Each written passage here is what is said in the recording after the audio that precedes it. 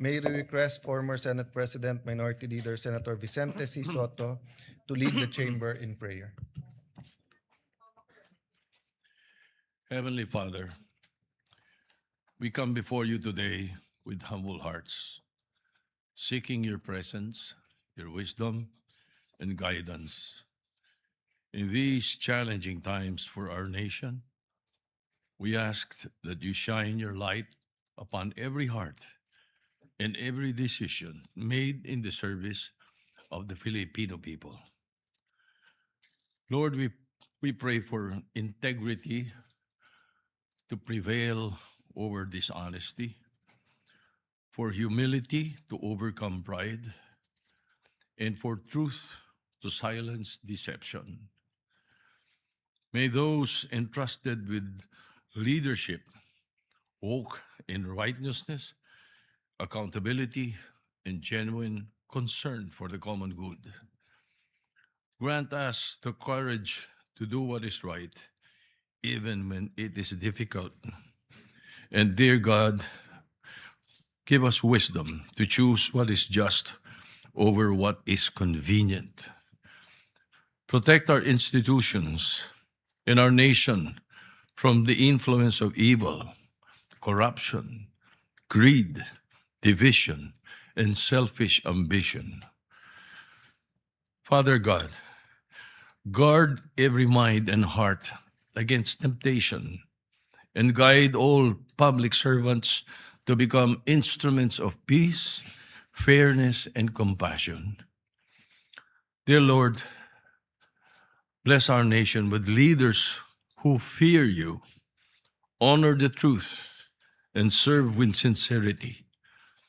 Let justice, integrity, and loyalty for country and to the Constitution rise above all personal interests. May everything we do today be guided by your wisdom and covered with your grace. All this we ask in your holy name. Amen. Amen.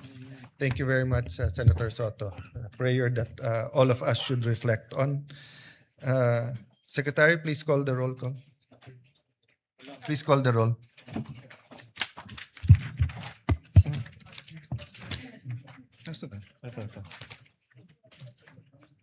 Roll call of members. The Honorable Senator Aquino, Senator Cayetano Pia, Senator De La Rosa, Senator Ejercito, Senator Escudero, Senator Estrada, Senator Gatchalian, Senator Go, Senator Ontiveros, Senator Lacson, Senator Lapid, Senator Ligarda, Senator Marcoleta, Senator Marcos,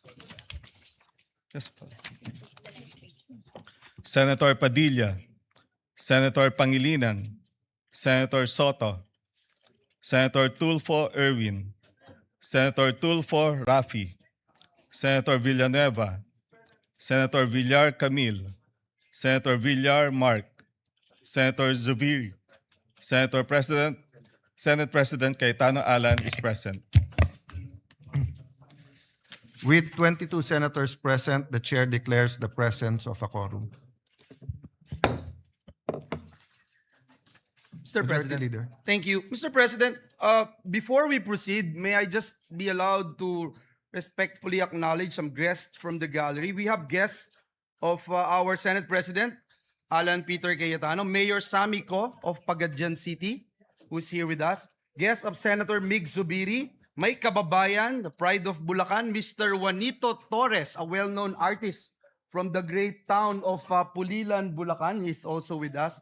Guests of this representation, Mr. President, Councilor Jervy Cruz of Nampicuan, Nueva Ecija. He was the UAAP men's basketball most valuable player, Mr. President, from the UST Growling Tigers. We welcome all of them in this August chamber, Yes. Mr. President. Thank you for being with us today. Majority Leader. Thank you, Mr. President. At this juncture, I move that we dispense with the reading of the journal of the 64th session, May 18, 2026, and consider the same as approved. Any objection? Hearing none, the motion is approved. Mr. President, I move that we proceed with the reference of business. Is there any objection? There being none, the motion is approved. The Secretary will now read the items in the reference of business. Bills on first reading. Senate Bill number 2126, an act establishing the National Measurement Institute of the Philippines and appropriating funds therefore by Senator Lapid.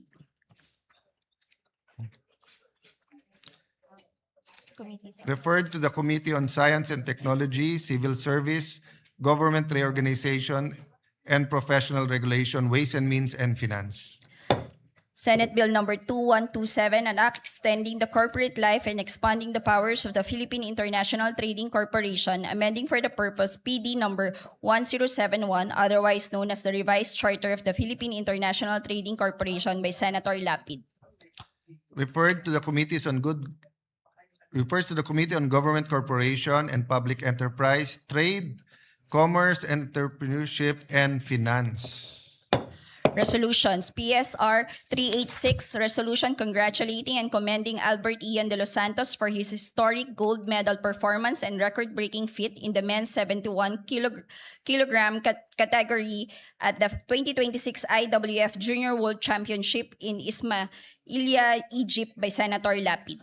Referred to the Committee on Rules. 387, resolution congratulating and commending Filipina Tech leader Kat Borlongan for being honored as a Knight Chevalier of the National Order of Merit, Order National du Mérite by the Republic of France by Senator Lapid. Referred to the Committee on Rules. 388, resolution urging the Department of Health to strengthen food safety, sanitation, and public health measures following the discovery of drug-resistant bacteria in street-sold palamig beverages in Tondo, Manila by Senator Lapid. Referred to the Committee on Health and Demography. 389, resolution congratulating and commending Team Pilipinas and Siniende of St. Pedro Poveda College for winning the gold medal in the Open Hip Hop Division of the 2026 International All-Star Federation Dance Worlds Championship held in Orlando, Florida by Senator Lapid. Referred to the Committee on Rules. 390, resolution urging the Land Transportation Office to conduct a comprehensive study on the implementation of programs promoting the use of reflective and high visibility gears during nighttime to enhance road safety and prevent accidents nationwide by Senator Lapid. Referred to the Committee on Public Services. 391, resolution congratulating and commending Regine Velasquez Alcacid for being named as the first ever Woman of the Year by Billboard Philippines by Senator Lapid. Referred to the Committee on Rules. Committee reports. Committee report number 63 submitted by the Committee on Local Government on House Bill number 7554 introduced by Representatives Fresnedi and Miraflores, an act declaring December 19 of every year as a special non-working holiday in the city of Muntinlupa to be known as Muntinlupa Foundation Day, amending for the purpose RA number 9191, otherwise known as an act declaring the first day of March of every year as a special non-working holiday in the city of Muntinlupa to be known as the Muntinlupa City Charter Day, recommending its approval without amendment. Sponsor Senator Estrada. To the calendar for ordinary business. Committee report number 64 submitted by the Committee on Local Government on House Bill number 7555 introduced by Representatives Tolentino and Miraflores, an act declaring September 6 of every year as a special non-working holiday in the municipality of Mendez Nunez, province of Cavite, to commemorate its founding anniversary, recommending its approval without amendment. Sponsor Senator Estrada. To the calendar for ordinary business. Committee report number 65 submitted by the Committee on Local Government on House Bill number 142 introduced by Representatives Olivares and Miraflores, an act declaring February 13 of every year a special non-working holiday in the city of Parañaque, Metro Manila, amending for the purpose RA number 11460, recommending its approval without amendment. Sponsor Senator Estrada. To the calendar for ordinary business. Committee report number 66 submitted by the Committee on Local Government on House Bill number 761 introduced by Representatives Matugas and Miraflores, an act declaring January 16 of every year a special non-working holiday in the municipality of Dapa, province of Surigao del Norte, in celebration of the feast of its patron saint, the Holy Santo Niño, recommending its approval without amendment. Sponsor Senator Estrada. To the calendar for ordinary business. Committee Report Number 67, submitted by the Committee on Local Government on House Bill Number 762, introduced by Representatives Chan and Miraflores, an act declaring June 17 of every year a special non-working holiday in the city of Lapu-Lapu, province of Cebu, in commemoration of its charter anniversary, recommending its approval without amendment. Sponsor Senator Estrada. To the calendar for ordinary business. Committee Report Number 68, submitted by the Committee on Local Government on House Bill 1510, introduced by Representatives Yap E. et al., an act declaring July 15 of every year a special non-working holiday in the whole Cordillera Administrative Region in commemoration of its founding anniversary, to be known as Cordillera Day, recommending its approval without amendment. Sponsor Senator Estrada. To the calendar for ordinary business. Committee Report Number 69, submitted by the Committee on Local Government on House Bill Number 1538, introduced by Representatives Bolilla and Miraflores, an act declaring June 9 of every year as a special non-working holiday in the municipality of Rosario, province of Batangas, in celebration of its founding anniversary, recommending its approval without amendment. Sponsor Senator Estrada. To the calendar for ordinary business. Committee Report Number 70, submitted by the Committee on Local Government on House Bill Number 1539, introduced by Representatives Bolilla and Miraflores, an act declaring November 11 of every year as a special non-working holiday in the municipality of Taysan, province of Batangas, in celebration of its founding anniversary, recommending its approval without amendment. Sponsor Senator Estrada. To the calendar for ordinary business. Second. Suspend lang 1 minute. Session suspended.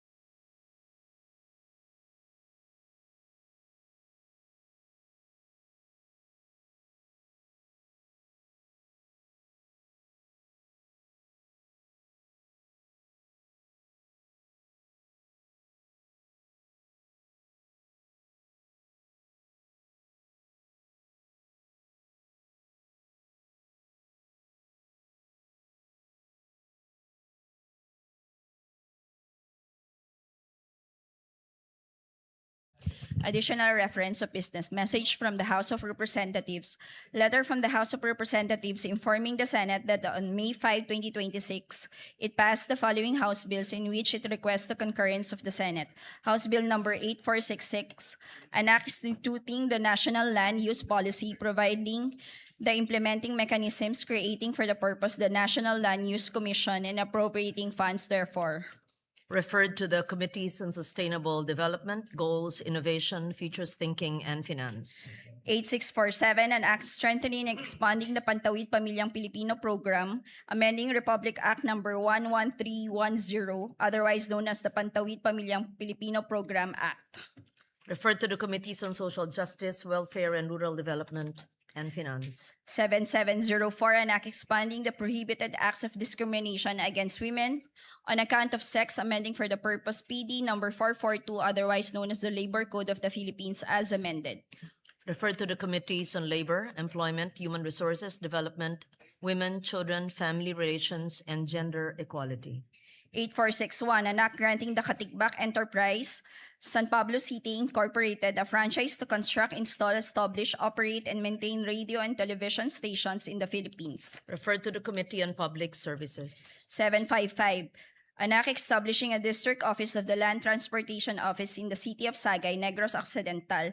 2623, converting the Extension Office of the Land Transportation Office in Zamboanga City, Special Economic Zone, and Freeport into a district office and appropriating funds therefore. 3279, establishing a regular district office of the Land Transportation Office in the municipality of Viga, province of Catanduanes, and appropriating funds therefore. 4477, establishing the LTO office in the municipality of Taytay, province of Palawan, and appropriating funds therefore. 8609, upgrading the LTO district office in the city of Batac, province of Ilocos Norte from Class D to Class C and appropriating funds therefore. 8610, expanding the registration and issuance of licenses in the Pasig District Office of the LTO and appropriating funds therefore. 8611, upgrading the District Office of the Land of the LTO in the municipality of Naval, province of Biliran from Class D to Class B and appropriating funds therefore. Referred to the Committees on Public Services and Finance. 1866, establishing the Camarines Norte 1st District Engineering Office of DPWH in the municipality of Labo, province of Camarines Norte, renaming the existing district engineering office in the municipality of Daet as the Camarines Norte 2nd District Engineering Office and appropriating funds therefore. 2206, creating a district engineering office in the 6th Legislative District of the province of Batangas and appropriating funds therefore. 3535, creating a district engineering office in the 6th Legislative District of the province of Isabela and appropriating funds therefore. Referred to the Committees on Public Works and Finance. 8497, naming the entire stretch of the Santander Barili Toledo National Road traversing barangays San Sebastian, Colase, Dalahican, Tangbo, Bonbon, Poblacion, and Suba in the municipality of Samboan through barangays Mantalongon, Tubod, Dakit, Kalubihan, Patupat, Azucena, Santa Ana, Poblacion, and Maghanoy, Kingbuangan, Sayao, Minolos, and Giwanon in the municipality of Barili, province of Cebu as the Pablo P. Garcia Highway. 8498, naming the diversion road commencing at the Ormoc Baybay Southern Leyte Boundary Road in Barangay Bantigue and traversing Barangay Sumanga, Patag, Donghol, Biliboy, and San Pablo up to the diversion junction at the Palo Carigara Ormoc Road in the city of Ormoc, province of Leyte as the Mayor Vicente G. Torres Sr. Avenue. 8499, naming the road from Barangay West Junction of Hermosilla Drive through Barangay North Rizal Extension Road up to Barangay Donghol, Donghol Lake Imelda Road, which is also referred to by the Department of Public Works and Highways as the Ormoc Lake Imelda National Tertiary Road in the city of Ormoc, province of Leyte as the Judge Benjamin Pongo Sr. Avenue. Referred to the Committee on Public Works. 8496, renaming the Tawi-Tawi Regional Agricultural College as the Tawi-Tawi State College, expanding its curricular offerings and strengthening its governing board. Referred to the Committee on Higher Technical and Vocational Education. 857, 7. Converting the Balikcuatro College of Arts and Trades in the Municipality of Allen, Province of Northern Samar into a polytechnic institution to be known as the Northern Samar Polytechnic Institute and appropriating funds therefore. 8578. Establishing a polytechnic institution in the Municipality of Mutyong, Province of Samar to be known as the Mutyong Polytechnic Institute and appropriating funds therefore. 8579. Converting the Cagayan de Oro School of Arts and Trades in the City of Cagayan de Oro into a polytechnic institution to be known as the Cagayan de Oro Polytechnic Institute and appropriating funds therefore. 8580. Converting the Northern Mindanao School of Fisheries in the Municipality of Buenavista, Province of Agusan del Norte into a polytechnic institution to be known as the Northern Mindanao Polytech Institute and appropriating funds therefore. 8581. An act establishing a polytechnic institution in the Municipality of Pulangi, Province of Albay to be known as the Pulangi Polytechnic Institute and appropriating funds therefore. 8582. Converting the Dipolog School of Fisheries in the City of Dipolog, Province of Zamboanga del Norte into a polytechnic institution to be known as the Zamboanga del Norte Polytechnic Institute of Fisheries and appropriating funds therefore. 8583. Converting the Agusan del Sur School of Arts and Trades in the Municipality of Prosperidad, Province of Agusan del Sur into a polytechnic institution to be known as the Agusan del Sur Polytechnic Institute and appropriating funds therefore. 8584. Converting the Sorsogon National Agricultural School in the Municipality of Castilla, Province of Sorsogon into a polytechnic institution to be known as the Sorsogon Polytechnic Institute and appropriating funds therefore. 8612. Establishing a polytechnic institution in the Municipality of Santa Maria, Province of Bulacan to be known as the Santa Maria Polytechnic Institute and appropriating funds therefore. Referred to the Committees on Higher Technical and Vocational Education and Finance. 8626. Establishing a College of Medicine in the Eastern Samar State University in the City of Borongan, Province of Eastern Samar and appropriating funds therefore. 8627. Converting the South Cotabato State College in the Municipality of Sorala, Province of South Cotabato into a state university to be known as the South Cotabato State Universities and appropriating funds therefore. Referred to the Committees on Higher Technical and Vocational Education, Ways and Means, and Finance. 839. An act declaring Can Umantad Falls located in Barangay Kadapdapan, Municipality of Kandihay, Province of Bohol, an ecotourism site. 842. Declaring Kankoka Hills located in Barangay Cambane, Municipality of Kandihay, Province of Bohol, an ecotourism destination. 901. Declaring Mabanog Falls located in Barangay Darapuay, Municipality of Bansalan, Province of Davao del Sur, an ecotourism site. And 1005. Declaring the Congressman Edelmiro A. Amante Sr. Mapaso Resort and Adventure Nature Park located in the Municipality of Santiago, Province of Agusan del Sur, an ecotourism zone. Referred to the Committees on Tourism, Environment, Natural Resources, and Climate Change and Finance. 1663. Establishing the Battle of the Sibuyan Sea Memorial Shrine in the Municipality of Kahidjokan, Province of Romblon, and declaring it a tourism destination. Referred to the Committees on Tourism and Finance. 1664. Declaring the Binukot Beach area located in Barangay Bunsuran, Municipality of Ferrol, Province of Romblon, an ecotourism destination. Referred to the Committees on Tourism, Environment and Natural Resources, and Climate Change and Finance. 1665. Declaring the Kolong Beach located in the Municipality of Corcuera, Province of Romblon, a tourism destination. And 1666. Declaring the Municipality of San Jose, popularly known as Isla de Carabao, Province of Romblon, a tourism destination. Referred to the Committees on Tourism and Finance. 1667. Declaring the Looc Bay area located in the Municipality of Looc, Province of Romblon, an ecotourism destination. Referred to the Committees on Tourism, Environment, Natural Resources, and Climate Change and Finance. 1668. Declaring the Payayasog Beach located in Barangay Mangansagag, Municipality of Corcuera, Province of Romblon, a tourism destination. 1669. Declaring the ruins of Cota de San Jose located in the Municipality of Corcuera, Province of Romblon, a tourism site. 1672. Declaring the Siki It Elepante Rock Formation located in the coast of Barangay Labnig, Municipality of Corcuera, Province of Romblon, a tourism site. Referred to the Committees on Tourism and Finance. 2928. Declaring the Municipality of San Fernando, Province of Romblon, a tourism development area. 8562, declaring the municipality of Columbio, province of Sultan Kudarat as tourism development area. 8563, declaring Bangal Caves located in the municipality of Ragay, province of Camarines Sur as ecotourism destination.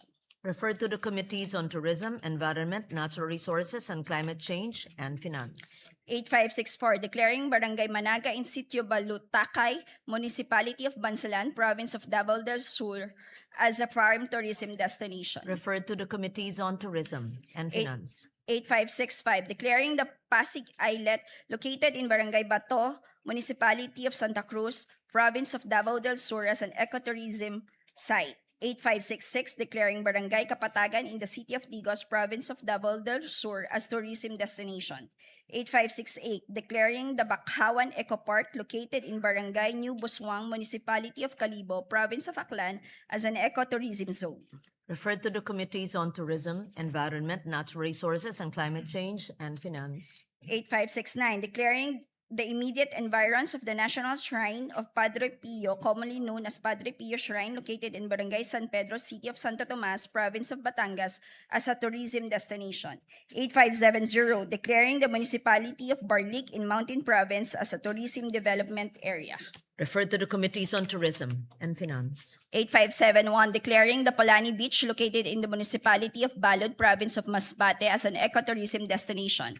8572, declaring the Bien Unido Double Barrier Reef and its immediate underwater environs of Bien Unido, province of Bohol as a tourism destination. 8573, declaring Ulot River in the municipality of Paranas, province of Samar, an ecotourism destination. 8574, declaring Sitio Pulacan of San Fernando Barangay, City of Talisay, Negros Occidental as an ecotourism zone. 8575, declaring the Agusan Marsh located in the municipalities of Talocogon, San Francisco, Rosario, Bunawan, Loreto, La Paz, and Viruela, all in the province of Agusan del Sur as an ecotourism zone. Referred to the Committees on Tourism, Environment, Natural Resources, and Climate Change, and Finance. 8621, upgrading the Kalinga Provincial Hospital in the city of Tabo, province of Kalinga into a Level 3 regional hospital to be known as the Northern Cordillera Regional Medical Center and appropriating funds therefore. 8622, establishing in the city of Valencia, province of Bukidnon, a multi-specialty hospital and research center to be known as the Bukidnon Farmers Research and Medical Center and appropriating funds therefore.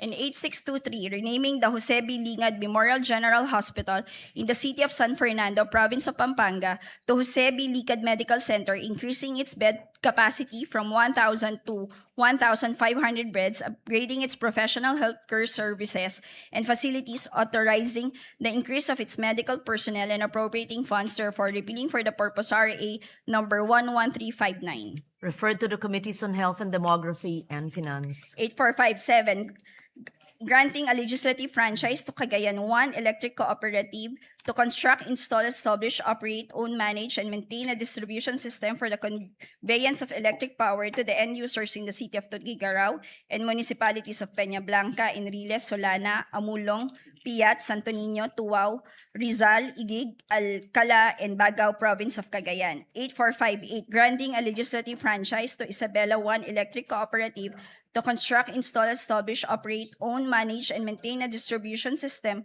for the conveyance of electric power to the end users in the cities of Kawayan, City of Santiago, municipalities of Angandanan, San Guillermo, Ramon, San Mateo, San Isidro, Alicia, Etiague, Cordon, Jones, San Agustin, Cabatuan, Luna, and Reyna Mercedes, province of Isabela. 8459, granting a legislative franchise to First Candaduanes Electric Cooperative to construct, install, establish, operate, own, manage, and maintain a distribution system for the conveyance of electric power to the end users in the municipalities of Bagamanok, Baras, Bato, Karamoran, Kigmoto, Pandan, Panganiban, San Andres, San Miguel, Viga, and Verac, Catanduanes.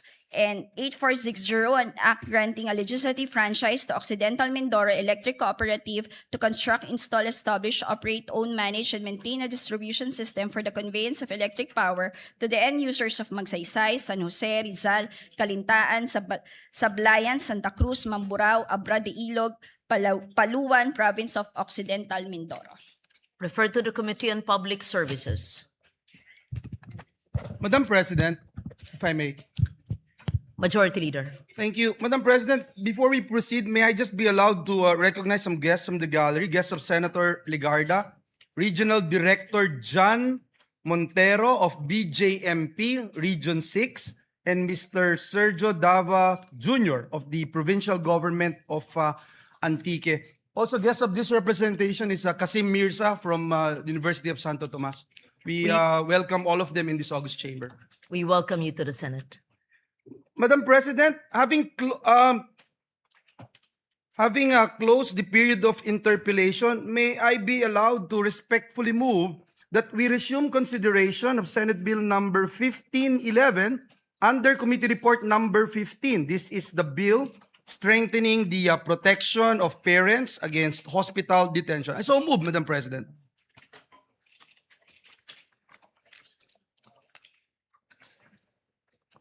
Which bill is that?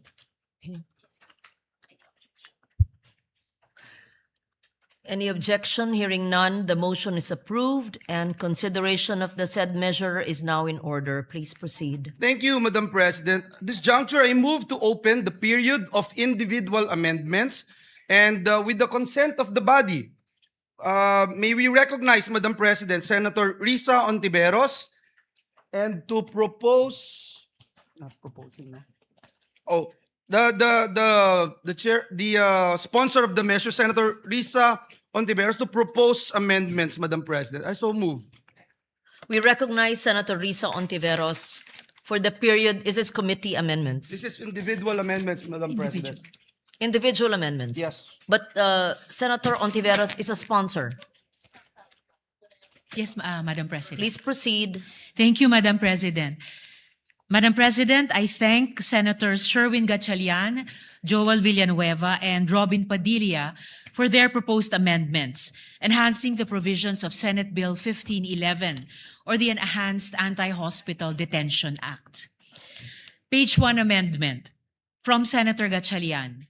On page 1, line 12, after the conjunction or, delete the word carers and replace with the word caregivers. I so move, Madam President. No objections? It's adopted. Thank you, Madam President. Page 2 amendments. I Yes, see Madam Senator Pia The lady Cayetano. from Taguig and Patera, Senator Pia Cayetano, is seeking the floor. May I move that she be recognized, Madam We President? recognize Senator Pia Cayetano. Thank you, Mr. President, Madam President. Her Honor will recall that this representation waived our right to interpellate on the condition that we would be allowed to ask clarificatory questions during the period of the amendments. Does Her Honor recall? Yes, Madam President. Yeah. So what I'll do, Mr. President, is I'll just make a prefatory statement now because my amendment is actually in this line now, in line 13. So if I, with the permission of the sponsor, may I proceed? Yes, Madam President, by all means. Just to be clear about it, the amendment was accepted. Yes, And- I'm on the next. I'm on to And the we are next. on to the next, and we recognize Senator Pia. Thank you, Mr. President. So I'd like to put on record that this bill that Her Honor is sponsoring is an amendment to the bill that I sponsored and that became law over a decade ago. I don't even remember the year. Do we remember the year? I just want to put it on record kung gaano katagal na yon and how we appreciate that Her Honor is chairman of the Committee on Health at the time that she was handling this. 2007, so 19 years ago na. It honestly feels like maybe 6 years ago, but it's 19 years ago. So it is high time, and I thank the sponsor for taking the time to revisit this law. Even after we passed it, we received many reports on how the situation of yung detention of patients has improved, but then we would still continue to have to intervene many times because this situation still kept coming up. So this representation is thankful that we have the opportunity to strengthen this law even further. And so, as I mentioned, I requested for the opportunity to ask clarificatory questions, and in the interest of time and ease of to make it easier to make for everyone to engage to contribute to the amendments, I will also make my observations and clarificatory questions, which is necessary for the amendments I'm going to make in a timely manner. So on that note, Madam President, my amendment is still on page 1, and that is why I stood up now. It is on line 13. So I will read the provision for everyone's understanding. And of course, if we have, we don't really need it naman. It's not a complicated line, but I just want to explain the nature of my amendment. So the existing provision with the amendment of Senator Gatchalian reads, it shall also be unlawful to detain the relatives, representatives, or caregivers of such patients, as well as the newborn child, in the case of maternity patients. So that is where my question is. On line 13, there is reference to the newborn child. What I'd like to point out, Madam President, is that does Her Honor think there is a need to indicate and to insert the proper descriptive lines whether the newborn child is fully or partially recovered or may have died? Because this is a phrase that is found in the previous paragraph with reference to a patient, and I read, this is the existing provision. The detention of patients who have fully or partially recovered or have been adequately attended to or may have died. So may clarification na gano'n, na yung status ng patient, whether nag-recover siya partially or fully or namatay, covered siya.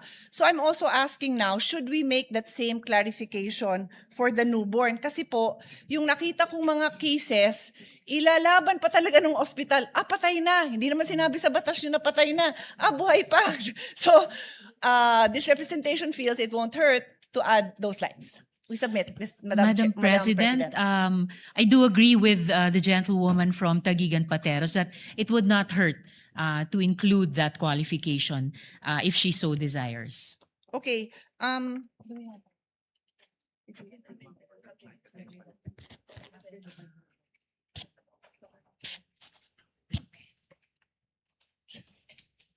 Then we will make the amendment, Madam President. I can get back to Her Honor. It's a very simple line naman, so let me just propose it. We can proceed so we don't delay, and then I'll get back to this line. Yes, Simple Madam lang President. naman. It will I'll be ask my legis staff as well to formulate Yes, of course. this. I would just like to clarify. Before this, we accepted the amendment, and this will be another sentence, the next sentence. May you just please read it, and then we say subject to style, or depending on the consultation with the sponsor. Yes. Well, The more, main- more or less subject to style, it would be newborn child who has fully or partially recovered or who has been adequately attended to or who may have died. Similar to the above provision. We submit, Madam President, subject to style.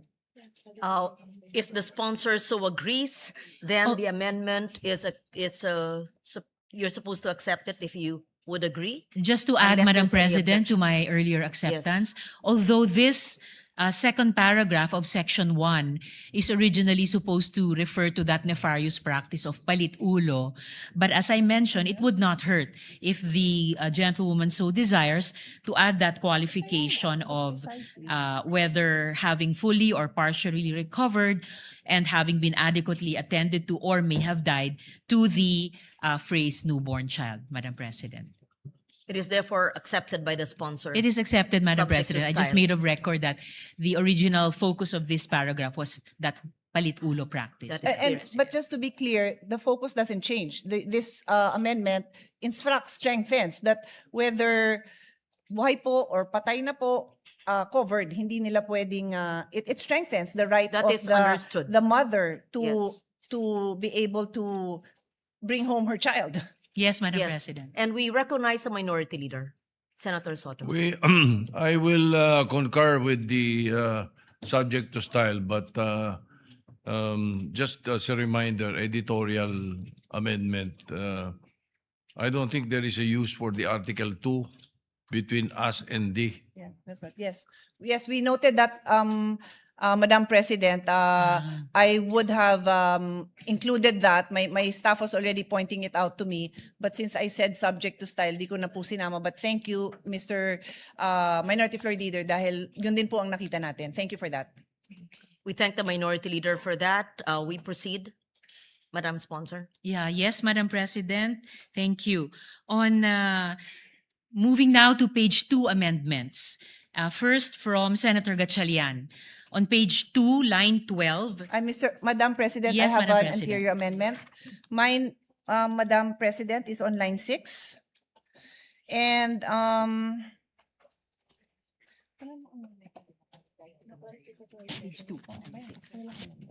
so actually, there may be no need for an amendment. It's just to clarify the intention here so that again, when this when these amendments become law, we make it very clear what the legislative intent is. So I'd like to read this into the record so that our colleagues who are following along with us can follow the discussion. No? This paragraph is about the patient who expresses a desire to be admitted to a non-private room and yet naipasok siya sa private room. So, explain ko lang po ang concern ko. No? So, I'll read that paragraph first. The amendment of the sponsor states, patients who stayed in private rooms shall not be covered by this act. So, ibig sabihin, hindi ka pwede mag-avail ng itong anti-detention kung nasa private room ka. Unless the said patient, notwithstanding one's expressed desire to be admitted to a non-private room, was admitted to a private room for the following reasons. A, no non-private room is available in the hospital, medical city, etc.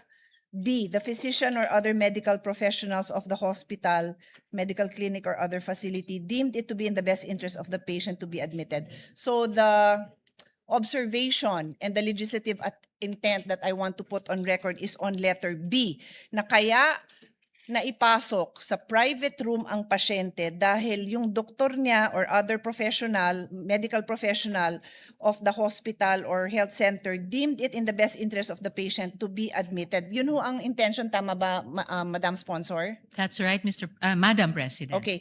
And so, what this representation would like to emphasize now is that the legislative intent for the physicians overriding the desire, the expressed desire of the patient to be put in a non-private room is only for purpose of showing that in this case, that patient will be allowed to avail of the non-detention of this law. They can avail of this law. In other words, we are not liberalizing or changing the rule that the patient's desires will always govern. A doctor, medical professional cannot override a patient's desire in other cases. Limited to dito sa topic ng non-hospital detention. Tama ho ba, Madam Sponsor? Yes, Madam President. One bill, one topic. Yes. So yun lang naman, again, to put it there, because minsan nako-quote yung bill, alam nyo naman, nako-quote, tapos hindi naman yan yung intention natin dito. So nagkakasundo po tayo ng sponsor. Yun lang po. Thank you very much. Thank you. Yes. What is the next amendment of Senator Pia? Just for my Yes, clarification. we recognize the minority leader. Yes, thank you, Madam President. Just for my clarification. So kapag ikaw ay nasa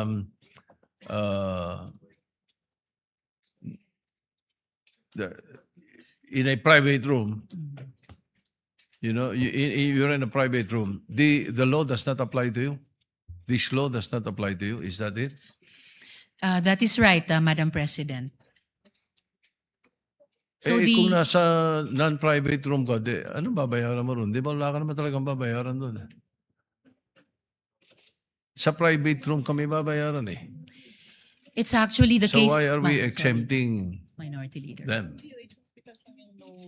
It's actually the case po, Madam President, good Minority Leader, that even patients po na-admit halimbawa sa mga ward, sa mga basic accommodation, kahit sila po ay nag-a-accrue po ng out-of-pocket expenses. Yes, I Opo, agree. Madam So, President. kaya hindi pa pwede this law is very important for them. Ano? Gusto nga natin to. And it's a variation of the original law by Senator Pia Cayetano. But then again, ang understanding ko in the language is kapag ikaw ay sa private room, they can detain you pag hindi ka makabayad. The intent, Madam President, is that in the contexts and under the conditions specified in this bill at dinagdagan po natin from the original law, may recourse po yung pasyente under this law. It is not to say May na kung recourse. iba pa po ang circumstansya niya, wala na siyang ibang remedies under the law, but it may be other laws. Ito po, specific to those. What kung saan recourse ito kaya yung- would that be? For example, we have a patient in a private room, may cirrhosis of the liver, and then sabi ng mga doktor, wala na pag-asa ito. Iuwi nyo na lang. Hindi maiuwi, walang pambayad. Hindi papayagan ng ospital. They do not fall in the category of this law. Or this bill, I'm sorry. Unfortunately, Madam President, in the case of that patient, yung medical decision po ng attending physician niya ang magpe-prevail. Well, The answer, if Her Honor will allow. Certainly, Madam Yeah, President. at May the least, sponsor, yes. thank you. At Senator least Pia. during the time that we sponsored the original bill, iba lang yung requirements ng private hospital. They have the liberty to, nagpapauwi naman yan sila and we really don't support any detention under any condition. But because they chose a private room, minsan ang mahal din talaga ng rooms na pinipili nila, may iba silang kondisyon. So they may be requiring promissory note, guarantor, ang daming requirements bago nila palabasin. In this case, very specific yung rule na no detention. And then later on in other provision, there are also requirements pa rin to produce something. But that is what the law is dictating. Hanggang dito lang ang pwede nyong i-require. Pag private na, then the hospitals can make other requirements, Mr. President, to secure the payment that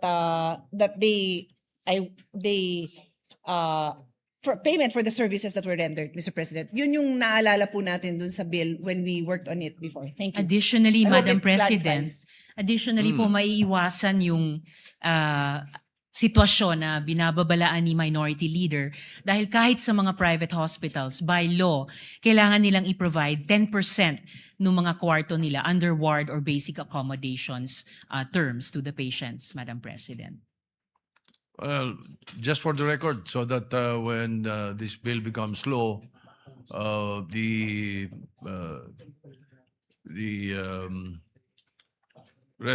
not resolution, but the explanation of the sponsors, I'll place on record. So just in case it is questioned on this particular issue.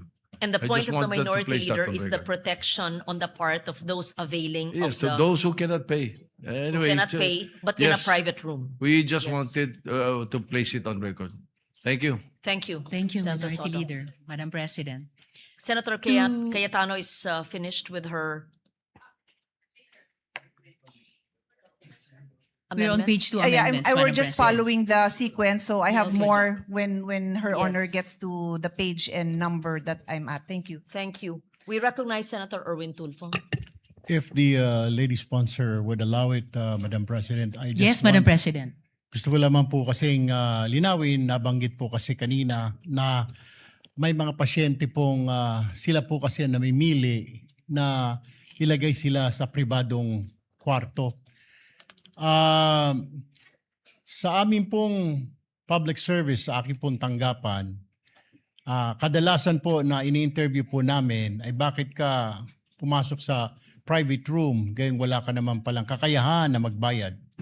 Ang sagot po lagi sa amin, Madam President, good lady sponsor, ay emergency po. Puno po lagi ang mga ward, ang mga free ward. Kaya napipilitan pong silang sinasabi sa ospital na kung maaari ilagay ang kanilang pasyente sa private ward, sa private room. Minsan po alam nila na napakamahal po ito pero gusto lang po siguro nilang mailigtas ang kanilang mahal sa buhay. Kaya po, kasi ang sinasabi kadalasan ng ospital, ala po kaming kwarto, ala po kaming higaan para sa inyo. Kailangan po ninyong ilipat ang inyong pasyente. Dito po nagkakaproblema. Kaya napipilitan po ang isang mahirap na pasyente na kababayan natin na sabihin na lamang okay na po sa free ward, ay sa paying po kami, magbabayad naman po kami.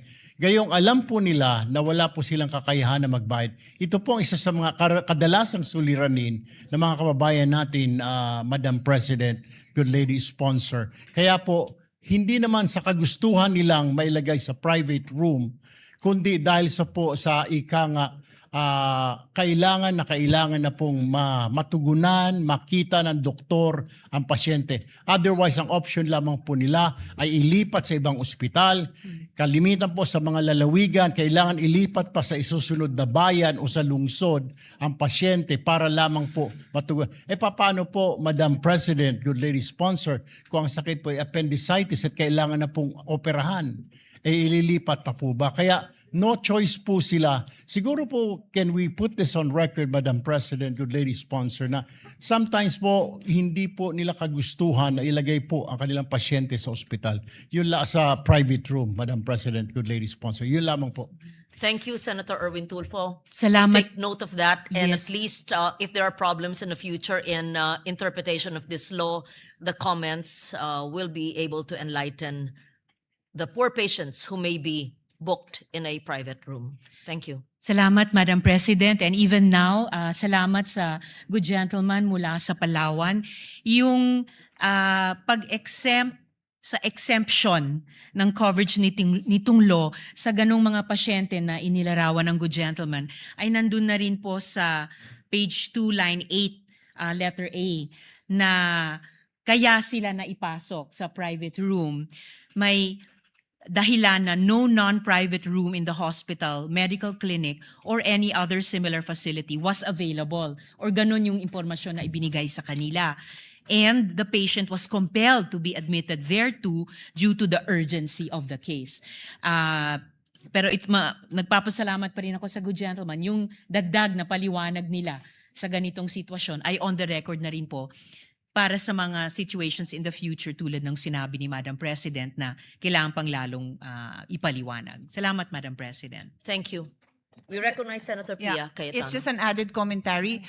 Earlier when I said that we thank the sponsor for taking up this amendment to the existing law, kasi nga these are the kind of examples that are brought to our attention, whether it's kay Senator Tulfo sa atin and I'm sure sa tanggapan din ng ating sponsor. So kaya nasama na nga yung sinasabing sitwasyon ni Senator Tulfo, nandyan na sa letter A, and I read it into the record earlier. So we thank the sponsor na in-include na talaga yan kasi it's a very common complaint that we receive. Thank you. Thank you. Salamat, Madam President. Moving on to, page 2 amendments from Senator Gatchalian. On page 2, line 12, after the second article, insert the word attending. And after the word other, insert the word competent. I so move, Madam President. No objections? Hearing none. The amendment is adopted. Thank you, Madam President. Still from Senator Gatchalian, on page 2, line 18.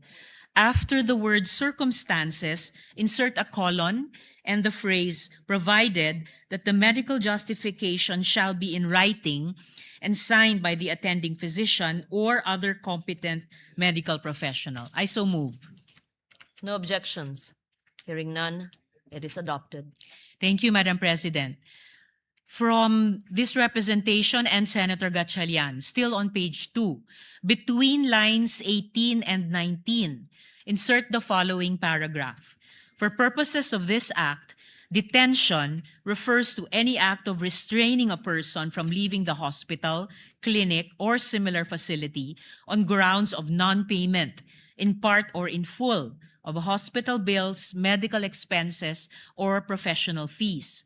It includes the refusal to A, physically discharge or to issue documents necessary for discharge, interment, or benefit claims. B, remove medical devices when removal is medically appropriate. Or C, release a cadaver of a deceased patient to the surviving relatives. I so move, Madam President. No objections. Hearing none, it is adopted. Thank you, Madam We President. recognize Senator Pia Cayetano. Yes, Madam President.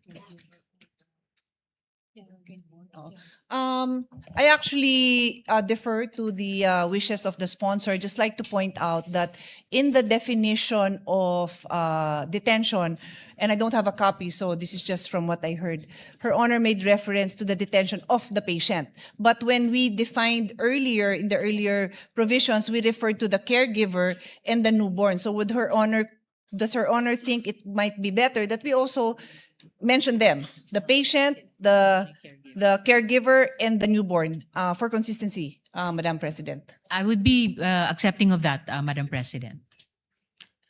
And is there an amendment? Subject to style, Madam President. The addition of those. Yeah, Terms. the amendment would be after the word patients, the caregivers, or the newborn. We submit. May we hear the whole sentence from the sponsor? As I understand it from the... Sorry, Yes, sorry. Madam President. The complete reference in the earlier paragraphs also make note of relatives and representatives in addition to caregivers. So I can write down the complete line if Her Honor wishes, or we can just add it. The intention is Yes, Madam not to President. limit it. The To intention the- is not to limit it to patient, To the but to patient. include everyone else that was Yes. mentioned earlier, that if they cannot detain those persons. The caregiver and The newborn relatives baby. and or representatives. Yes. That is the intention. So we'll include that same enumeration in this provision. I don't have a copy. I'm sorry. So I can't make reference to which line because I don't have a copy of the amendment. Yes.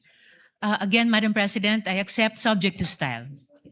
Thank you, Senator Cayetano. Thank you, Madam Sponsor. Thank you, Madam President. And just for the record, Madam President, the proposed amendments clarify and strengthen the definition of detention by expanding coverage beyond physical restraint to include indirect or administrative acts that prevent or delay lawful discharge or release. The revisions also broaden the scope of covered facilities expressly, and here this speaks to the concern of the gentle lady from Taguig Pateros, expressly include caregivers and deceased patients and clarify prohibited acts such as withholding discharge documents, delaying cadaver release, or refusing medically authorized device removal. These changes close interpretative loopholes, align the definition with actual detention practices, such as palit-ulo, and strengthen patient protection consistent with the intention of RA 9439. Moving on, Madam President. Sorry. Yes, Madam Yeah. President. Again, this issue is so close to my heart, so I'm just randomly thinking of other situations. Did Her Honor, or for that matter, any of our colleagues, come across situations where yung gamit nung pasyente hindi nire-release? Kasi tinatanong ko yung staff ko ngayon, parang meron ding ganon. So baka we should consider that even the belongings, because imagine now that people bring their laptop, yung mga long staying doon, baka may dala pang, di naman refrigerator, pero baka may dalang, pwede may nagpapasok ng refrigerator now that I remember. So would Her Honor consider that, na they cannot also hold Personal belongings. the belongings? Yeah. Certainly, Madam President, lalo na kung personal belongings naman talaga yun ng pasyente or pamilya or carer niya, dinala nila for the confinement, certainly they should not be, kumbaga, withheld from them kapag uuwi na, Madam President. So actually, sabi nga po ng staff ko, medyo maraming report na kinukuha yung cellphone. So I will draft an amendment and then balikan na lang po natin. I will submit the language in a while. Yes, thank you for that. We take note of that. Thank gentleman. you. Thank you, Madam President. Oo. Yes, Madam We President. recognize Senator Erwin Tulfo. Majority Leader. Thank you, Madam President. Good lady sponsor. Nais ko lamang pong idagdag sana kung wala pa po dito, ay nabanggit po kasi ng ni Senadora Pia na yung mga laptop at cellphone. May mga nangyari na rin po na kukunin na lamang po ng tatay o ng asawa yung pasyente sa ospital at wala pong pambayad, pinapaiwan po yung kanyang hanap buhay. Tricycle o jeepney, minsan po ay wala pong mga cellphone. Ang pinapaiwan po ay tinatanong, may traktor ka ba? Hand traktor.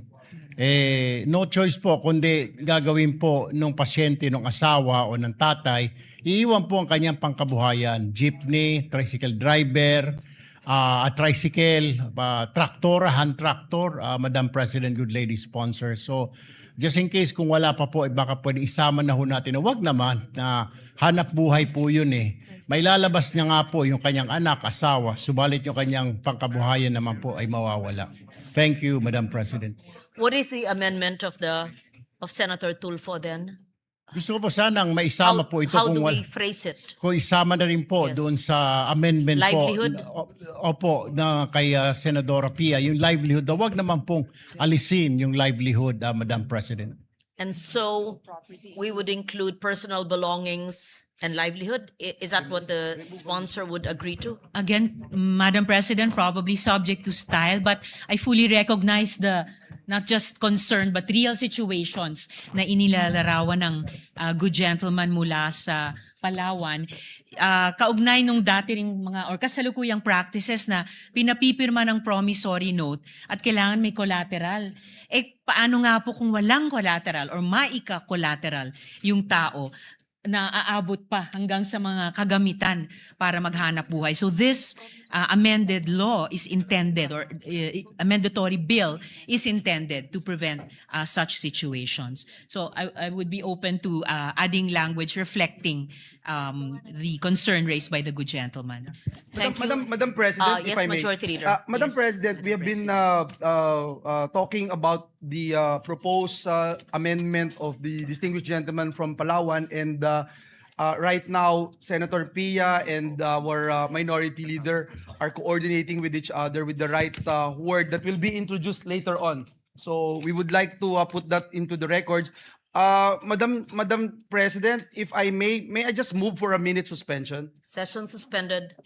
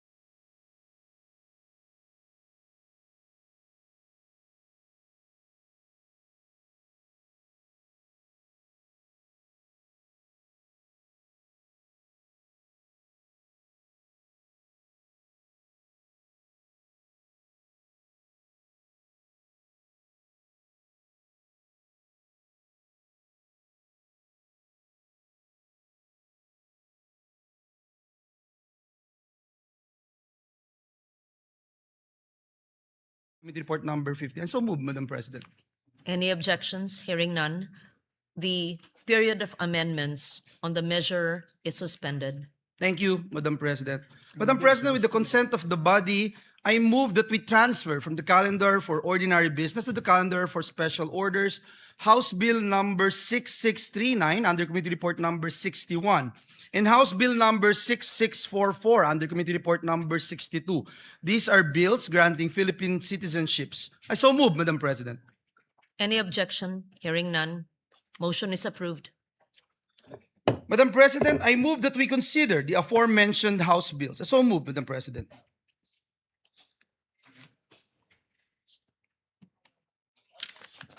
Any objection? Hearing none. The motion is approved.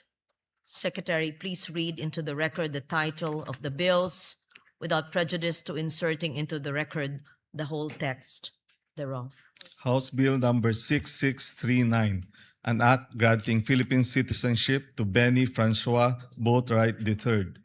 House Bill number 6644, an act granting Philippine citizenship to Matthew James Ramos.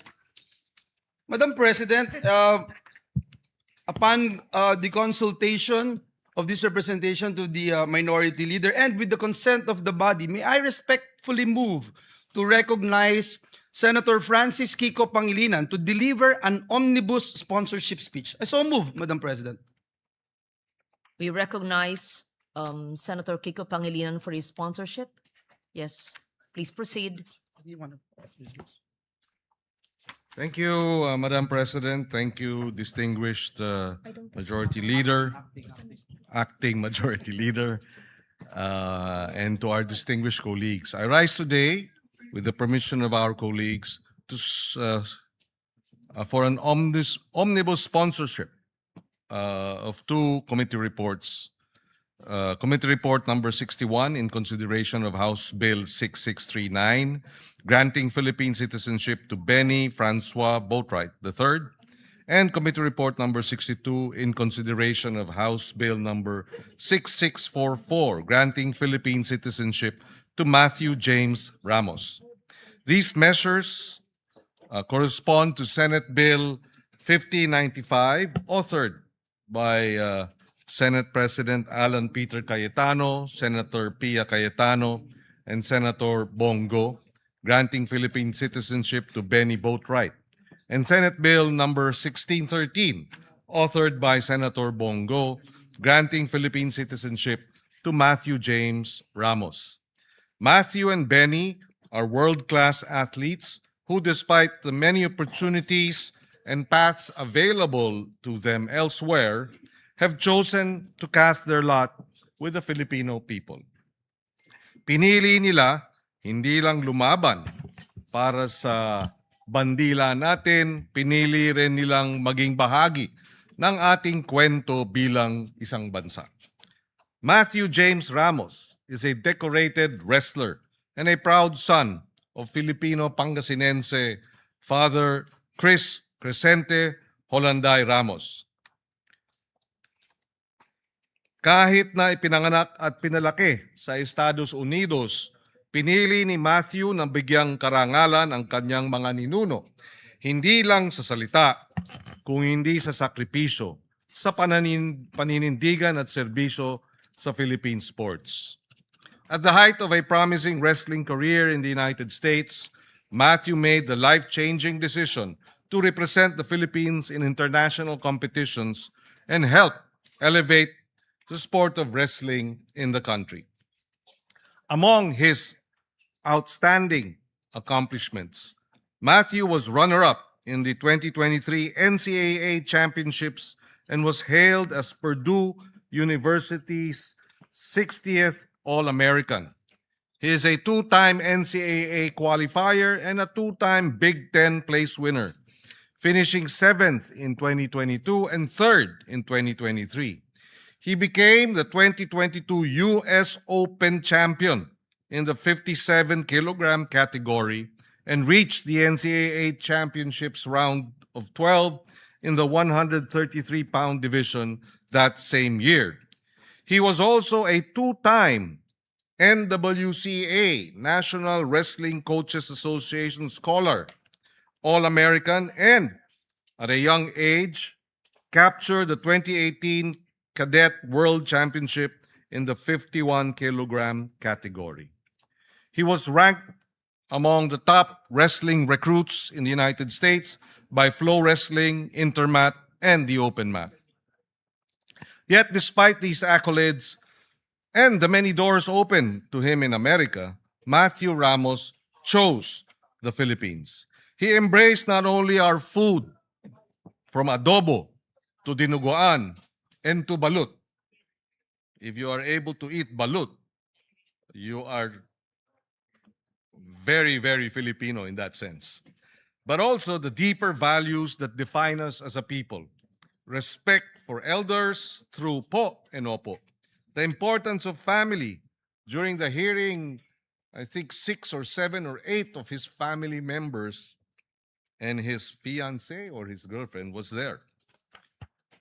And he brought the warmth of the Filipino spirit and of community. Like adobo, which is cooked differently in every region of the country, being Filipino comes in many forms. But whether in cooking, in sports, or in nationhood, what matters most is the heart, ang puso. And for Matthew Ramos, becoming Filipino is already in his heart. He was unable to attend today's sponsorship speech, Mr. President, but he was actually here last week when we were scheduled to sponsor it last week. He had to go back to the United States for a competition, but he is committed to coming back when we pass this measure in plenary. We also recognize Benny Francois Boatwright III, a 27-year-old basketball player from Los Angeles, California, whose talent and leadership have already inspired countless Filipino basketball fans. Benny Francois Boatwright is here with us in the gallery. Standing at 6 feet 10 inches, Benny joined the San Miguel Beermen in December 2023 as the team's import for the PBA Commissioner's Cup. He played a crucial role in leading the Beermen to the championship, delivering 19 points, 13 rebounds, 8 assists in the title-clinching Game 6. But beyond his athletic ability, Benny understands something deeply familiar to Filipinos, that basketball is never about one person alone. It is about trust, sacrifice, and teamwork. That spirit mirrors our own Bayanihan tradition, the belief that people achieve greatness when they lift one another up. By embracing the Philippines and choosing to stand with Filipino athletes, Benny Boatwright strengthens not only our basketball program, but also our hopes of excelling on the international stage, defending our Asian Games title, and one day returning to the Olympics. In recognizing the sincere desire of Matthew James Ramos and Benny Francois Boatwright III to become Filipinos, these bills seek to honor not only their achievements as athletes, but also their genuine commitment to our flag, our people, our culture, and our nation. For citizenship is not defined solely by jus soli, meaning right by birthplace, or jus sanguinis, meaning right by blood. As people have moved since the beginning of time, citizenship is also defined by the right by choice. Citizenship is also defined by choosing to carry the Philippine flag with pride and honor before the world. Mabuhay ang pinipili ang Pilipinas, mabuhay ang nagmamahal sa Pilipinas, mabuhay ang Pilipinas. May we request our colleagues, we urge them to support this measure and its immediate passing. Maraming salamat, Mr. President. Thank you, Senator Pangilinan. Majority Leader. Madam President, the gentleman from San Juan, Senator Jinggoy Estrada, would like to deliver his co-sponsorship speech. I move that he be recognized, Madam President. Senator Jinggoy Estrada is recognized. Thank you, Madam President. Madam President, distinguished colleagues, I'm honored to co-sponsor the bills granting Filipino citizenship to two remarkable athletes to it. House Bill number 6639 under Committee Report number 61, entitled An Act Granting Philippine Citizenship to Benny Francois Boatwright III, and House Bill number 6644 under Committee Report number 62, entitled An Act Granting Philippine Citizenship to Matthew James Ramos. The said bills are reported out by the Committee on Justice and Human Rights under the able leadership of its chairperson, Senator Francis Kiko Pangilinan, the best friend of Senator Robin Padilla. Mr. Benny Francois Boatwright III is a 29-year-old professional basketball player born in Los Angeles, California. He stands at 6 feet 10 inches. He has demonstrated an immediate and powerful impact upon joining the San Miguel Beermen in December 2023 for the PBA Commissioner's Cup. His exceptional skill and leadership were instrumental in leading the Beermen to the championship crown, securing the title after tallying 19 points, 13 rebounds, and 8 assists in the crucial Game 6. This performance quickly earned the admiration of Filipino fans. His naturalization will pave the way for him to play for the national basketball team Gilas Pilipinas. His bid for naturalization is supported by the Samahang Basketball ng Pilipinas Executive Director Erica D. and Gilas team manager Alfrancis Chua. Another athlete applying for Philippine citizenship is Mr. Matthew James Ramos, a 25-year-old Filipino-American wrestler born in Naperville, Illinois. Matthew traces his Philippine roots from his father, Crisante Olanday Ramos, a resident of Barangay Poblacion, Basista, Pangasinan. He is the 2022 US Open champion and 2022 NCAA Championship Round of 12. Matthew has expressed his earnest intention to become a naturalized Filipino citizen in order to proudly represent the Philippines in international wrestling competitions. His desire to carry the Philippine flag on the global stage reflects not only his personal affinity for his Filipino roots, but also his commitment to contribute to the nation's sports development. Granting Filipino citizenship to Benny Boatwright and James Matthew Ramos serves as a recognition of their dedication, exemplary talent, and earnest desire to represent the Philippines in international competitions. As a staunch advocate of basketball and sports in general, this representation has been continuously supporting measures that will improve the conditions of Filipino athletes and to make them globally competitive dahil sama-sama tayong nangangarap na makita ang Philippine sports, basketball man o wrestling, na umangat sa buong mundo. With this, Madam President, this representation supports the granting of Philippine citizenship to both Benny Francois Boatwright III and Matthew James Ramos. Thank you, Madam President. Thank you, Senator Jinggoy Estrada, Majority Leader. Oh, Senator Pia Cayetano will deliver a co-sponsorship speech. Thank you, Madam President.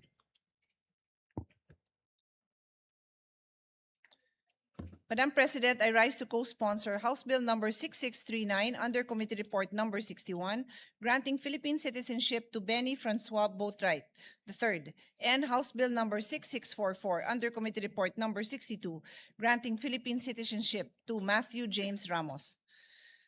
For Benny Francois Boatwright, as the primary author of Senate Bill number 1595, the Samahang Basketball ng Pilipinas, SBP, requested this representation to file this bill as it is a crucial step toward further strengthening our national basketball program. Since joining the San Miguel Beermen in December 2023, Boatwright has proven to be more than just a talented player. His impact and presence on the court was deeply felt by Filipino fans. He has demonstrated that what it truly means to contribute to Philippine sports with excellence, consistency, and a heart that has clearly found a home here. In fact, Boatwright's connection to our people predates his professional career. Growing up, he was surrounded by our community and culture and had many Filipino friends. This natural bond with our heritage is exactly why he has integrated so seamlessly into our local basketball scene. Since first arriving in 2023, Boatwright has consistently chosen to return to the Philippines, not merely as a place of work, but as a community with which he has formed a genuine and lasting bond. His contribution does not end in the PBA. If naturalized, he will play for Gilas, Pilipinas, in the Asian Games, the SEA Games, and in the 2028 Olympic qualifying cycle for the 2028 LA Olympics. Ultimately, Boatwright's value to this nation goes far beyond his performance on the court. His genuine love and affection for our people, our culture, and even our food is something that cannot be coached. For Matthew James Ramos, a 25-year-old Filipino-American elite wrestler who traced his heritage to his father, Crisente Holanday Ramos of Basista, Pangasinan, he intended to become a naturalized citizen to officially represent the Philippines in international combat sports competition, being supported by the Wrestling Association of the Philippines. Ramos holds an exceptional athletic record, highlighted by being crowned the 2018 Cadet World Champion, winning the 2022 U.S. Open Championships, and finishing as the 2023 National Collegiate Athletic Association, NCAA, national runner-up for Purdue University, where he earned All-American honors. Demonstrating a rare balance of athletic and academic rigor, he maintained his standing as a two-time National Wrestling Coaches Association Scholar, All-American, and was recognized as one of the 2024 Outstanding Seniors by Purdue's College of Health and Human Sciences. Crucially, he brings this elite coaching expertise back home, committing to train, mentor, and uplift local Filipino wrestlers. His naturalization promises to elevate the Philippines on the global wrestling stage and serve as a powerful inspiration to the Filipino youth. In closing, granting citizenship to Boatwright and Ramos, who have both demonstrated excellence and commitment to the Philippines, is a recognition of the value they bring to our collective aspirations. I've always believed that sports is more than just a game. It is a platform. It is a platform for our youth to see what excellence looks like in action. Being an athlete has taught me important life values such as discipline, teamwork, time management, and commitment, all of which I use to this day. These are the same standards we now set forth for Boatwright and Ramos as they prepare to raise the Philippine flag. I ask for your support, my dear colleagues. Thank you, Madam President.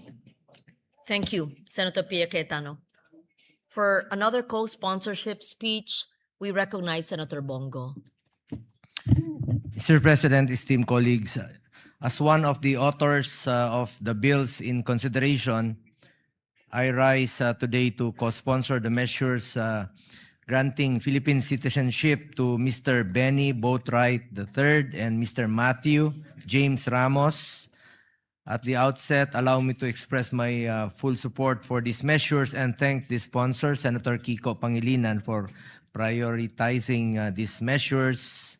The grant of Philippine citizenship through is a power recognized under our Constitution and exercised by Congress in favor of individuals who have shown not only merit and competence, but also a sincere commitment to serve the Filipino nation. Citizenship is more than a legal status. It is a bond of loyalty, responsibility, and shared purpose. In the case of these two athletes, we see individuals who are willing to carry our flag, represent our people, and contribute to the continuing development of Philippine sports. Mr. Benny Boatwright has already made a strong mark in Philippine basketball. Napapanood niyo po siya sa PBA, sa ongoing PBA, no? Kaya lang na eliminated yata sila just last Saturday or Sunday. But anyway, since joining the San Miguel Beermen in 2023 PBA Commissioner's Cup, he has shown exceptional talent, professionalism, and leadership on the court.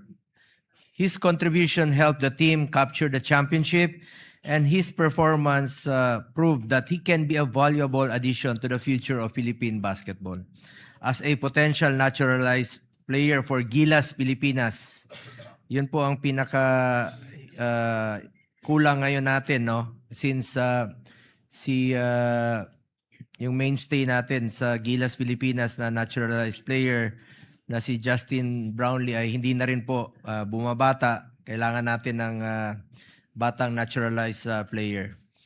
Mr. Boatwright brings size, skill, discipline, and experience that can strengthen our national team in international competitions. Pareho sila ni Brownlee.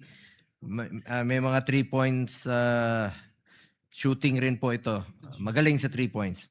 His possible inclusion will not only improve our competitiveness, but will also contribute to our long-standing dream of seeing the Philippines stand proudly among the best basketball nations in the world.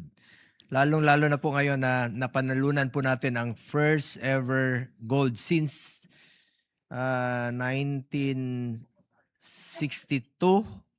After 63 years tayo nanalo muli sa Asian Games nung 2023 Asian Games. And we are now the defending champion.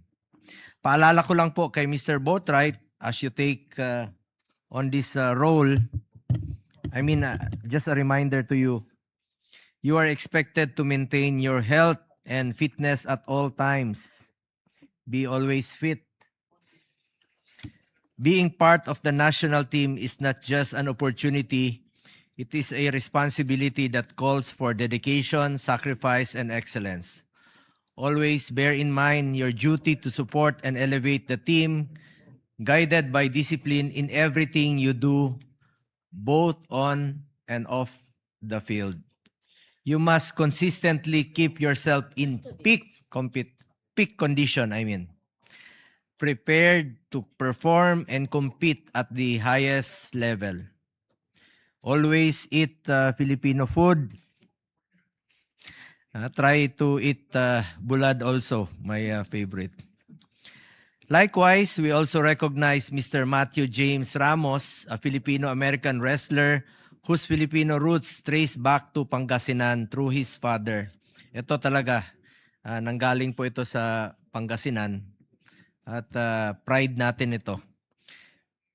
Mr. Ramos has clearly expressed his desire to become a Filipino citizen and to represent the Philippines in international wrestling competitions. This desire is not only merely symbolic, it reflects his respect for his Filipino heritage, his connection to our people, and his willingness to bring honor to the country through his chosen sport. Napakaganda po yung kanyang naging desisyon na muli na to represent the Philippines. With athletes like Mr. Ramos, we have an opportunity to further develop the sport, which will open more doors for Filipino wrestlers and raise our standing in regional and international tournaments. Mr. President, as chairperson of the Committee on Sport, I believe that our duty is not only to support athletes who already bring honor to the country, but also to strengthen the systems and opportunities that will allow Philippine sports to grow. The naturalization of Mr. Boatwright and Mr. Ramos forms part of this broader effort. It allows us to build stronger national teams, expand our national talent pool, and inspire young Filipinos to dream bigger, train harder, and believe that they too can represent the country with pride and excellence. These measures are not simply about granting citizenship to two deserving individuals. They are also about investing in Philippine sports and recognizing those who are ready to serve and honor the Filipino flag. Thank you po, Mr. President. Thank you po, Madam President. Thank you very much, Senator Bongo. Majority Leader. Madam President, to allow our colleagues to further study the measure, I move that we suspend consideration of the aforementioned bills. I so move, Madam President. Any objection? Hearing none. Motion. Senator Mig Zubiri, our former Senate President, is seeking the floor. I move that he be recognized, Madam President. Recognize Senator Migsubiri. Thank you, Madam Tita Ganda of the Senate. Nice to see you smiling, former Yes, Senate President I had Zubiri. a lack of sleep yesterday, Madam President. That's why I was not up to speed with what was happening. But anyway, Madam President, on the, I just wanted to raise not an issue. I am fully supportive of these two gentlemen that will be taking their, hopefully, their oath as Filipino citizens. But one of them happens to be a son of a Filipino, Mr. Ramos, the wrestler. And I was talking to my colleagues, or my dear friend Alvin Aguilar is here from the Wrestling NSA. We're together with the NSA. He's for wrestling and I'm for Arnis. And I was saying to Senator Kiko Pangilinan that he was used to be the chairman of the Committee on Justice, that maybe we can make an amendment, or we can have amendments to the dual citizenship law. Kasi kung automatic na dapat kung yung nanay mo o tatay mo ay Pilipino, bakit pang dadaan sa ganitong proseso? Dapat automatic. Under the old law that Senator Frank Drilon passed, apparently there was a timeline, like a cutoff date, that everybody who had who are older and like they're already adults that wanted to be Filipino citizens again, or be dual citizens, there was a cutoff date. I think it's about time we revisit that law, Madam President, to our colleagues that are listening today, whoever will be the chairman of the Committee on Justice, and let us amend it. Let's just make it automatic. Because I was in Japan recently, I met a lot of OFWs who were not able to apply there's online or their dual citizenship because nga, of that cutoff date. I think, Madam Chair, it's a time that we revisit the law, and so as long as you can prove that your mother or your father is Filipino, automatic yung pagbigay po ng dual citizenship. We take Thank you. note of that, Thank you very and much. this representation would be happy to support a bill. I just asked now the Secretariat, there is no amendment to the dual citizenship law. And if they can help us draft an amendment to the dual citizenship, then perhaps Senator Subiri can be one of the principal authors of the measure. We'll do that. Thank you. Thank you. Thank you. Majority Leader.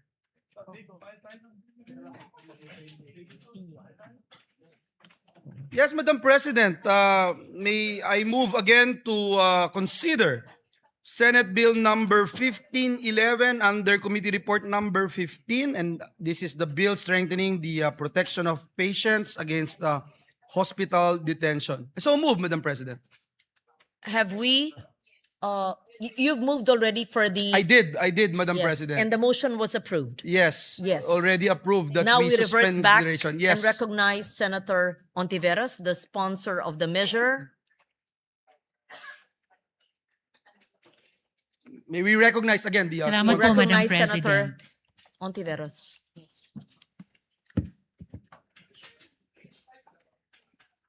Salamat po, Madam President. If I may, Madam President, pending confirmation from the gentlewoman from Tagigan Pateros, if my proposed formulation of the questions she raised and about which she will formulate an amendment is already acceptable to her, may I seek the permission of Yes. Madam President to proceed with the amendments of Senator Gatchalian? Please proceed. We Thank you. recognize Senator Pia Cayetano as well. All right, Madam President. Yes, Madam President, dear sponsor, on page 2, between line 18 and 19, the amendments which included this representation's amendment to the amendment to include patient, relative, representative, caregiver, and new caregiver is accepted, except that some words are plural and some words are singular. So may Your Honor just choose, will we go with singular or plural? Thank you. So subject We to will style, go with approved, plural, subject Madam to style. President, and subject to style, Madam President. So thank you, Madam President. Senator Cayetano is done with her amendments. Yes. Uh, all right. I will read the whole text, Madam President, as amended. Okay. So if I may proceed, Madam President? We, session suspended. Yes, Madam Yes, President. minute suspension.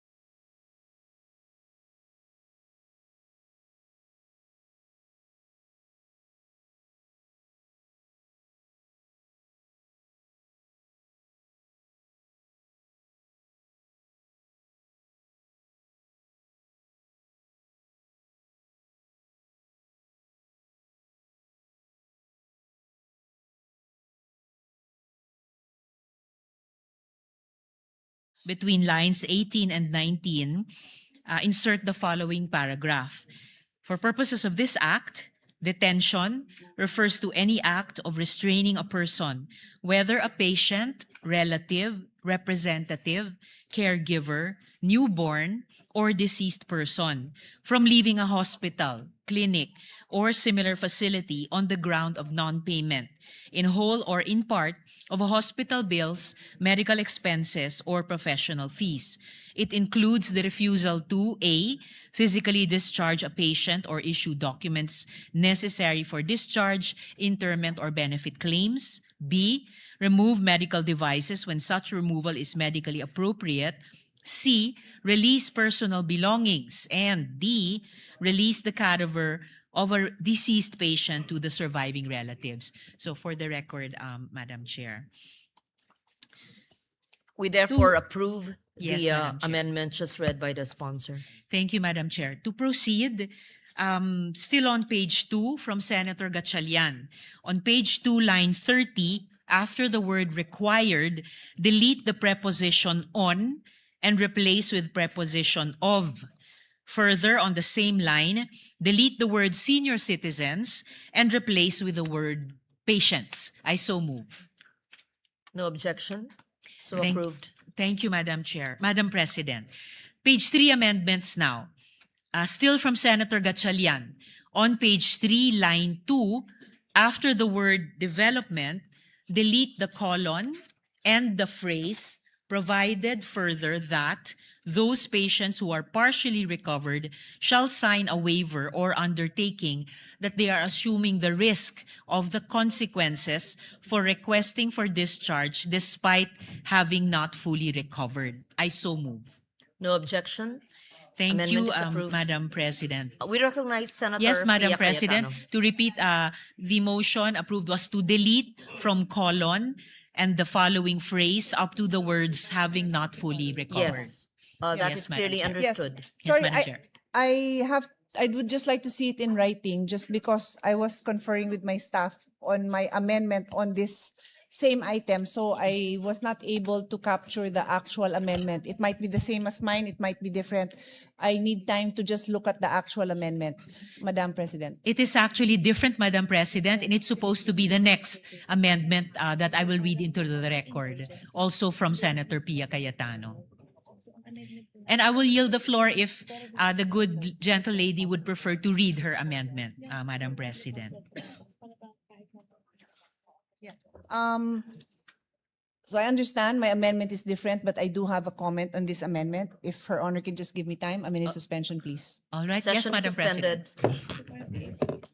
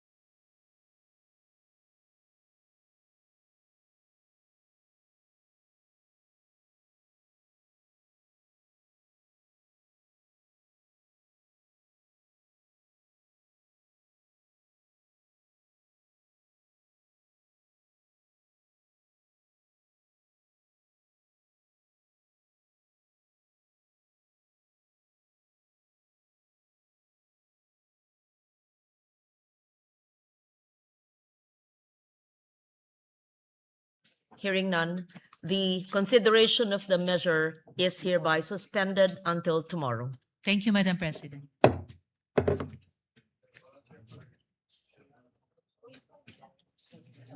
Madam President, at this juncture, and pursuant to Rule 10, Section 13 of the Rules of the Senate, may I respectfully move to elect Senator Mark Villar as chairperson of the Committee on Finance, Vice Senator Win Gatchalian. So move, Mr. President. Any objection? Hearing none, motion is approved. Thank you, Madam President. Madam President, I move that we adjourn the session until 3 o'clock in the afternoon of Wednesday, May 20, 2026. So move. Any objection? Hearing none, session is adjourned until 3 o'clock in the afternoon of Wednesday, May 20, 2026.